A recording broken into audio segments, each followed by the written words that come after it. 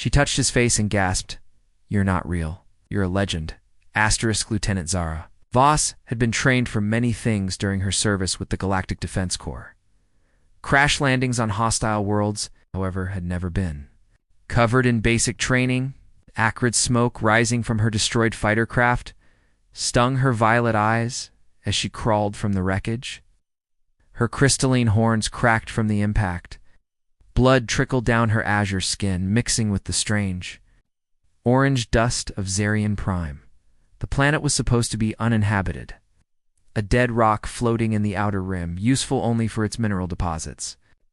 But as Zara struggled to her feet, clutching her broken arm against her chest, she realized the intelligence reports had been catastrophically wrong. The landscape before her was littered with the remains of what looked like an ancient battlefield. Twisted metal structures jutted from the ground like metallic bones, and in the distance, she could make out the distinctive energy signatures of active technology.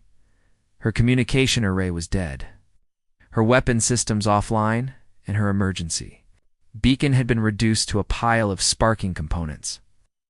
She was alone on an alien world with no way to call for help. The twin suns of Zarian Prime beat down mercilessly, and she could already feel dehydration beginning to set in. Her species, the Voldari, were not built for desert survival. That's when she heard it. The sound of footsteps approaching through the debris field, not the mechanical clank of a drone or the organic squelch of one of the native creatures she'd been warned about. These were steady, purposeful steps that spoke of intelligence and intent. Zara fumbled for her sidearm only. To remember, it had been lost in the crash. The figure that emerged from behind a twisted beam of metal was unlike anything she had ever seen. It stood upright on two legs, covered in what appeared to be primitive armor cobbled together from salvaged materials. The creature's face was visible through a cracked visor, revealing pale skin, dark eyes, and features that seemed almost familiar, yet completely alien. In its hands, it carried what looked like a jury-rigged energy weapon, but it wasn't pointed at her. "You're hurt," the creature said, its voice carrying through a translator that seemed to be built into its helmet. The words were in perfect Galactic. Standard, but there was something about the accent that she couldn't place. Zara tried to back away, but her injured leg gave out, sending her tumbling to the ground. The creature approached slowly, its movements careful and non-threatening. It knelt beside her, and she got her first close look at its face. The features were symmetrical, almost artificially so, with a strong jawline and intelligent eyes that seemed to take in everything at once. "What are you?" she whispered, her voice barely audible through her damaged throat. The creature smiled, an expression that somehow managed to be both reassuring and mysterious. "I'm human," it said simply. "And you're going to be okay." Zara's eyes widened. Human. The word sent a chill down her spine. She had heard the stories, of course. Every species in the galaxy had heard the stories. Humans were supposed to be extinct, wiped out in the Great Purge 3 centuries ago. They were the stuff of legend now, mythical beings who had once stood against the Dominion and paid the ultimate price for their defiance. "That's impossible," she managed to say. "Humans are extinct. You're just a legend." The human smile widened. "Yeah. Well, reports of our extinction have been greatly exaggerated." He reached into a pouch on his belt and pulled out what looked like a medical kit. "My name's Captain Jake Marson, by the way, and you're about to find out why humanity earned its reputation." As he began to tend to her wounds with practiced efficiency, Zara couldn't help but stare at his face. The legend spoke of human ingenuity, of their ability to survive against impossible odds, of their refusal to give up, no matter how dire the circumstances.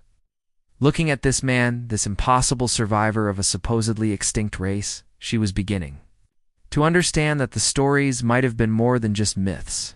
The human condition, it seemed, was very much alive and well. Captain Jake Morrison worked with the quiet efficiency of someone who had patched up wounded soldiers more times than he cared to count. His field medical kit was a marvel of improvisation, containing supplies scavenged from a dozen different alien medical systems and somehow made to work together. As he cleaned and bandaged Zara's wounds, she found herself studying his face with growing fascination. "You're staring," Jake said, without looking up from his work. I know I'm devastatingly handsome, but try to contain yourself. Despite her pain, Zara found herself almost smiling.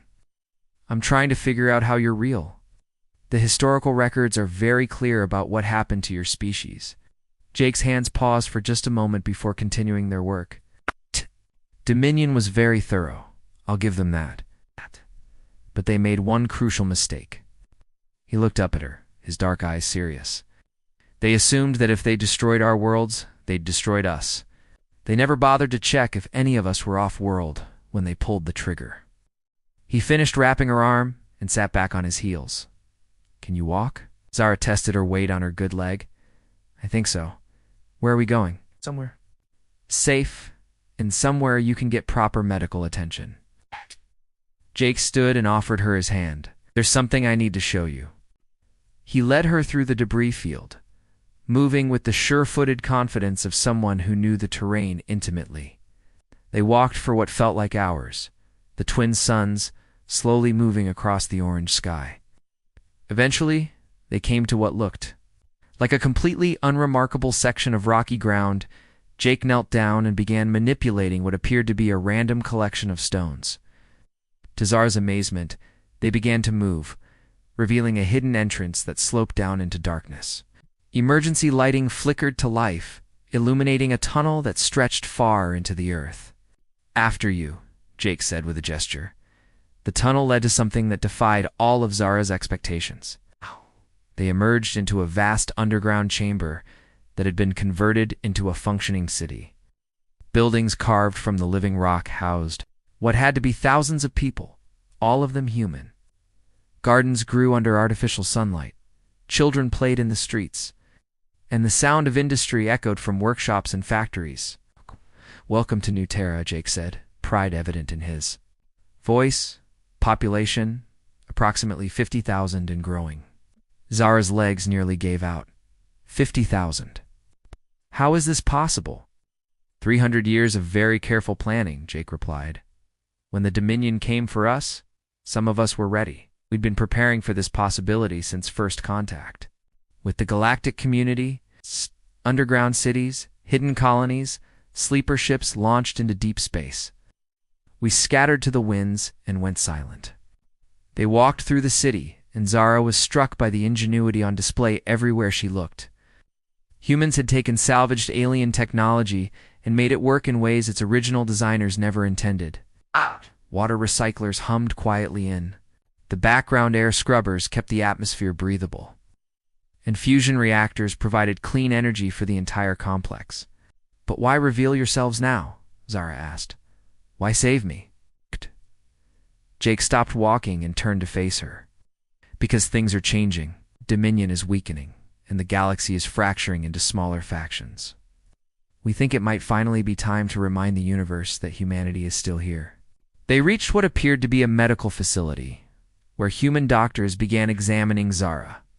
With equipment that seemed impossibly advanced for a supposedly extinct civilization.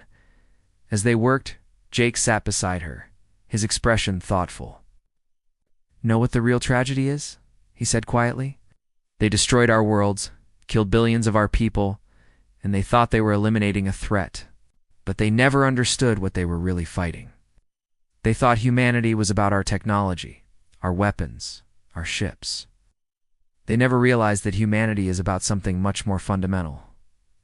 What's that? Zara asked. Jake looked at her with that same mysterious smile. Hope. No matter how bad things get, no matter how impossible the odds, humans keep hoping, keep fighting, keep believing that tomorrow can be better than today. He gestured to the bustling city around them. 300 years in hiding, and we never stopped believing that someday we'd see the stars again. As the doctors finished their work and declared her stable, Zara found herself looking at Jake Morrison with new eyes. This wasn't just a survivor. This was a representative of a species that had faced extinction and refused to accept it. A species that had turned apparent defeat into a centuries-long campaign of preparation and hope. The legends, she realized, hadn't even scratched the surface. The communications center of New Terra was a marvel of human engineering, fusion of salvaged alien technology and innovative human design that seemed to defy the laws of physics. Zara watched in amazement as technicians worked at consoles that incorporated Valdari quantum processors, Keth holographic displays, and what appeared to be completely original human innovations that she couldn't even identify. Impressive, isn't it? Jake said, noticing her expression. When you're fighting for survival, you learn to make everything work together, regardless of who originally designed it. Chief Communications Officer Rebecca Torres looked up from her primary console, her weathered face creased with concern. Captain, we're receiving multiple priority signals from the deep space monitoring stations. You need to see this. Jake moved to the console with practiced ease, his fingers dancing across the interface. The main display screen flickered to life, showing a star map of the local sector. Red warning indicators were flashing across multiple systems. The Dominion is mobilizing, Rebecca reported. Intelligence suggests they're planning something big. Fleet movements on a scale we haven't seen since the Purge. Zara felt a chill run down her spine. What kind of fleet movements? Jake's expression had gone grim. The kind that usually precede a major military operation. Rebecca, what are our long-range sensors picking up? Massive energy signatures moving through the Kepler corridor. Fleet. At least 3 Dreadnought-class vessels, accompanied by what looks like a full battle group. Rebecca's fingers flew across her console. But that's not the worst part. They're heading toward the Valdari home system. The words hit Zara like a physical blow. Her homeworld Valdris housed nearly 8 billion of her people. If the Dominion was planning an attack on that scale, it would be a massacre. I have to warn them, she said, struggling to stand despite her injuries. I have to get back to my people. Jake placed a gentle but firm hand on her shoulder. Easy there. You're in no condition to go anywhere right now. That doesn't mean we can't help. He turned to Rebecca. Open a channel to the Valdari Defense Network. Priority 1, encryption, Captain. Rebecca said hesitantly. If we break communication... Silence. We'll be revealing our position to the Dominion. 300 years of hiding, gone in an instant. Jake was quiet for a long moment, his dark eyes focused on the star map. When he finally spoke, his voice was steady and determined. Then I guess it's time to stop hiding. The communication array hummed to life, sending a signal across the vast distances of space. Within minutes, a response came back. The face that appeared on the screen was that of Admiral Corvin Nell, the commanding officer of the Valdari Defense Corps in Zaris, direct superior. This is Admiral Nell. Identify yourself immediately, or face immediate. The Admiral's words died in his throat as he recognized Zara. Lieutenant Voss, you're alive. Your ship was reported destroyed 3 days ago. Admiral Zara said, her voice gaining strength. I'm alive, but that's not important right now. You need to evacuate the home system immediately. The Dominion is coming. Impossible, Admiral Nell replied. We have a non-aggression pact with the Dominion. They have no reason to attack us. Jake stepped into view of the communication array, and Admiral Nell's expression shifted to one of shock and disbelief. You're human. That's impossible, Admiral. Jake said with calm authority, I'm Captain Jake Morrison, representing the free human colonies. I'm telling you that you have approximately 18 hours before the Dominion fleet reaches your system. You're coming with enough firepower to turn your homeworld into glass. But humans are extinct, Admiral Nell protested. The Dominion eliminated your species centuries ago. Jake's smile was cold. The Dominion eliminated our worlds. I thought that was the same thing. They were wrong. She gestured to the data. Scrolling across the screens around him, we're transmitting our tactical analysis now. 3 dreadnoughts, 12 cruisers, and approximately 40 escort vessels. They're not coming to negotiate. As the data transferred, Admiral Nell's expression grew increasingly grave. This intelligence, how did you obtain it? I've been watching the Dominion for 300 years, Jake replied. Waiting for the right moment to strike back, but we won't let them commit another genocide while we wait. Zara leaned forward. Admiral, the humans saved my life. They've been preparing for this moment for centuries. If they say the Dominion is coming, then they're coming. Admiral Nell was quiet for a long moment, processing the impossible situation. Finally, he spoke. What do you propose, Captain Morrison? Jake's expression became deadly serious. We propose an alliance. The Valdari have the most advanced fleet in the galaxy, but you're not prepared for an attack of this magnitude. We have 3 centuries of anger and the element of surprise. Together we might be able to give the Dominion a fight they'll never forget. And if we refuse, then you'll face them alone, and your people will share the fate of Earth, Mars, and every other human world. Jake's voice carried the weight of centuries of loss. But if you accept our help, then maybe we can start writing a different ending to this story. The transmission ended, leaving the communication center in tense silence. Zara looked at Jake, seeing him not just as a survivor, but as the leader of a species that had refused to die. Will they accept? She asked. Jake's smile returned, but now it carried a dangerous edge. Oh, they'll accept. Because deep down, every species in the galaxy knows the same truth. When humans have something to protect, we don't just fight, we win. The Valdari Defense Fleet, assembled in the shadow of their homeworld, with the desperate efficiency of a species facing extinction.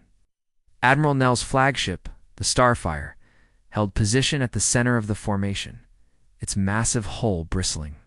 With quantum cannons and shield generators round it, nearly 200 Valdari vessels formed a defensive perimeter, their crystalline hulls gleaming in the light of Valdra's sun.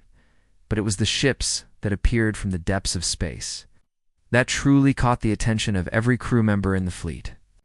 The human vessels seemed to materialize from nowhere, their hulls so black they seemed to absorb light itself. They moved with predatory grace, clearly designed for stealth and speed rather than the elegant curves favored by most galactic civilizations. It's human. Fleet approaching on Vector 77 Mark IV, reported Lieutenant Commander Talix from the Starfire's bridge. I'm reading approximately 50 vessels, ranging from frigate to dreadnought class. Admiral Nell studied the tactical display with growing amazement. 50 ships. How did they build 50 ships without anyone noticing? 300 years of very careful planning, came Jake's voice over the communication channel. His image appeared on the main screen, now dressed in what appeared to be a modified Valdari uniform with human insignia. Admiral, we're transmitting tactical data now. Our ships are equipped with experimental stealth technology and weapon systems that the Dominion has never encountered. Captain Morrison, Admiral Nell said, his tone formal but respectful, I want you to know that the Valdari people are in your debt. Whatever the outcome of this battle, we will not forget what you've done. Jake's expression was grim. Let's make sure there are Valdari left to remember it. Long-range sensors are picking up the Dominion fleet. They'll be here in less than an hour. Zara stood on the bridge of Jake's flagship, the Retribution, marveling at the human crew's efficiency. Every person at every station moved with the precision of someone who had trained for this moment their entire life. The ship's captain, a stern woman named Elizabeth Kane, coordinated the fleet's movements with an expertise that spoke of decades of experience. All ships report ready, Captain Kane announced. Stealth systems are active, weapons are charged, and the Valdari fleet is in position. Remember, Jake said over the fleet-wide communication channel, we get one shot at this. The Dominion thinks they're facing a standard defensive fleet. They have no idea we're here. When they drop out of hyperspace, we hit them with everything we have. The weight was agonizing. Zara found herself gripping the rail of the observation deck, her knuckles white with tension. Beside her, Jake stood with the calm of someone who had been preparing for this moment his entire life. Are you afraid? She asked quietly. Jake considered the question for a moment. Terrified, he admitted. But fear is just another weapon when you know how to use it. The Dominion destroyed my homeworld, killed my family, tried to erase my species from existence. Today they learn that humans don't stay dead. The space around Valdra suddenly erupted in brilliant flashes of light as the Dominion fleet dropped out of hyperspace. The enemy vessels were massive, dark shapes that seemed to devour the starlight around them. At their head was a ship that defied comprehension, a dreadnought so large it cast shadows across the smaller vessels in its wake. Contact, reported the sensor officer. Dominion fleet has arrived. Count as 3 dreadnoughts, 15 cruisers, and 57 escort vessels. Admiral Nell's voice crackled over the communication channel. All Valdari vessels, this is Admiral Nell. Today we fight not just for our world, but for the right of free species to exist in this galaxy. All ships engage. The Valdari fleet opened fire with a barrage of quantum torpedoes and energy beams that lit up the space between the two forces. The Dominion ships responded with their own weapons, streams of crimson death that sought to tear through the defending vessels. But then something happened that no one in the Dominion fleet had expected. The space behind their formation shimmered, and suddenly 50 human ships were there, their stealth systems deactivating as they opened fire at point-blank range. All human vessels, this is Captain Morrison. Jake's voice rang out across the battlefield. 300 years ago, they tried to erase us from existence. Today we return the favor, fire at will. The human ships fought with a ferocity that bordered on the supernatural. Their weapons powered by technology that seemed to merge Dominion. Engineering with human innovation tore through enemy shields like they were made of paper. The Retribution itself targeted the lead dreadnought, its main guns firing in a coordinated pattern that overwhelmed the massive ship's defenses. Zara watched in amazement as the human fleet coordinated their attacks with precision that seemed almost telepathic. They moved as one organism, covering each other's flanks, sharing shield strength, and focusing their fire on critical targets with devastating effect. How are they doing this? She breathed. Jake's smile was fierce. 3 centuries of nothing but preparation and hate. Every human in this fleet has lost family to the Dominion. Every ship was built with one purpose: revenge. The battle raged for hours, the space around Valdris becoming a graveyard of twisted metal and shattered dreams. But slowly, inexorably, the tide began to turn. The human ships, supported by the Valdari fleet's advanced technology, began to systematically destroy the Dominion vessels. When the last enemy ship exploded in a brilliant flash of light, the silence that followed was deafening. The combined fleet hung in space, surveying the debris field that had once been a Dominion battle group. All ships, this is Admiral Nell, came the voice over the communication channel. The Dominion fleet has been destroyed. Valdris is safe. Jake's voice followed moments later. This is Captain Morrison to all human vessels. Phase 1 is complete. The galaxy now knows that humanity has returned. As Zara looked at Jake's face, she saw something that transcended mere victory. She saw hope, determination, and the unbreakable spirit of a species that had refused to die. The legends had been wrong about one thing, she realized. They hadn't been nearly impressive enough.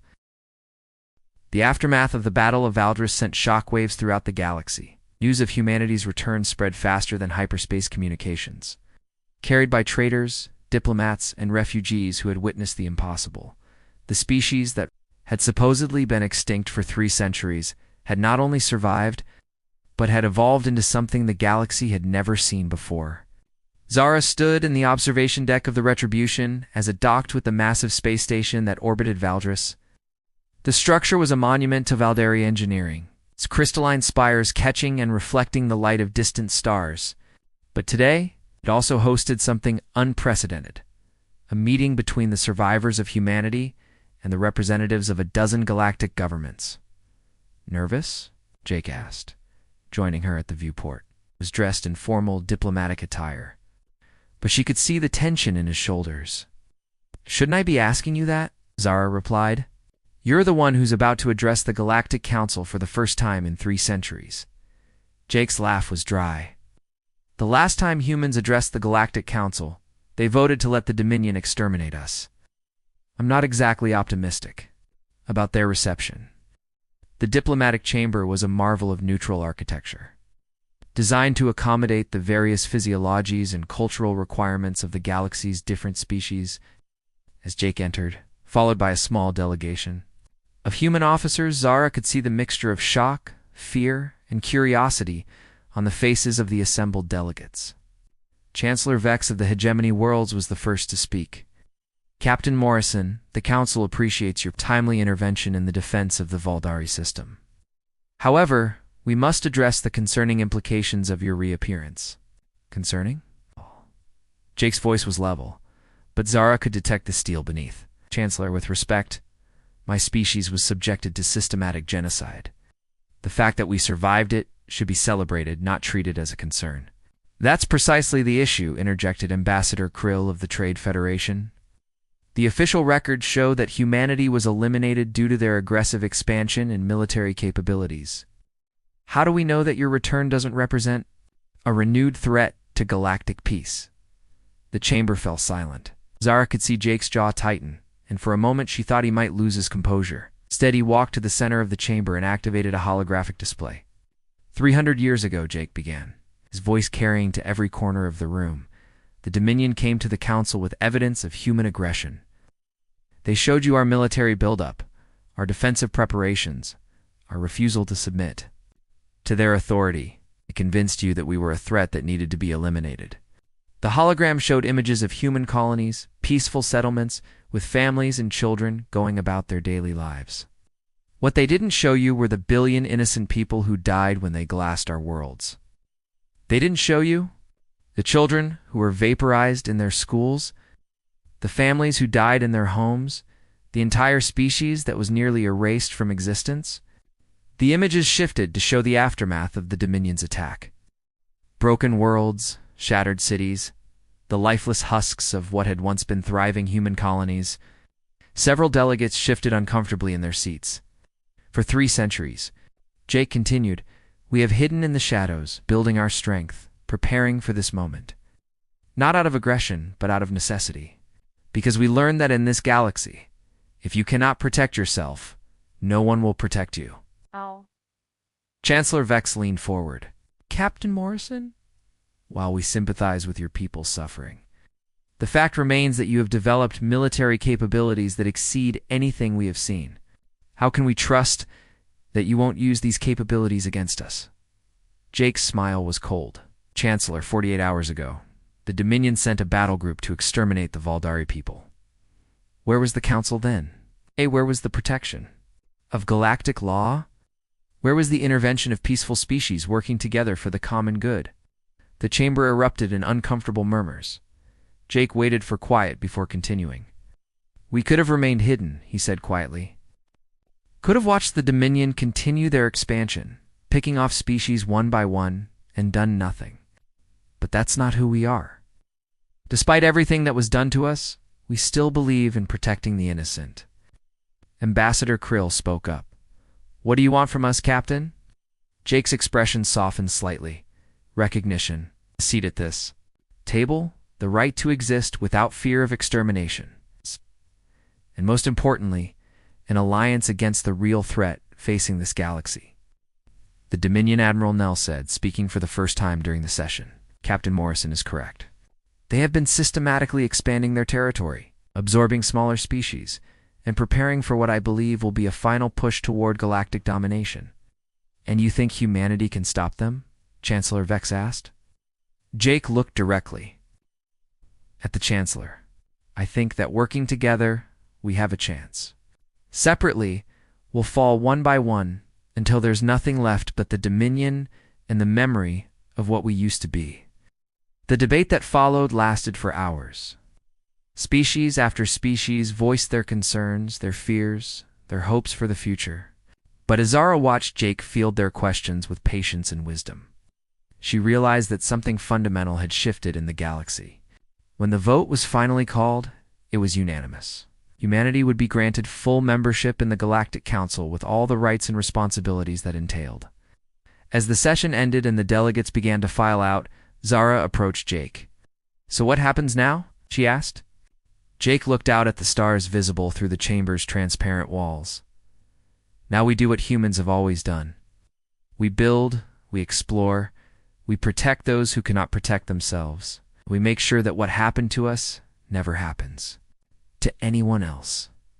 And if the Dominion comes again? Jake's smile was no longer cold. It was warm, confident, and filled with the unbreakable spirit that had allowed his species to survive the impossible. Then they'll learn that humanity's greatest strength was never our technology or our weapons.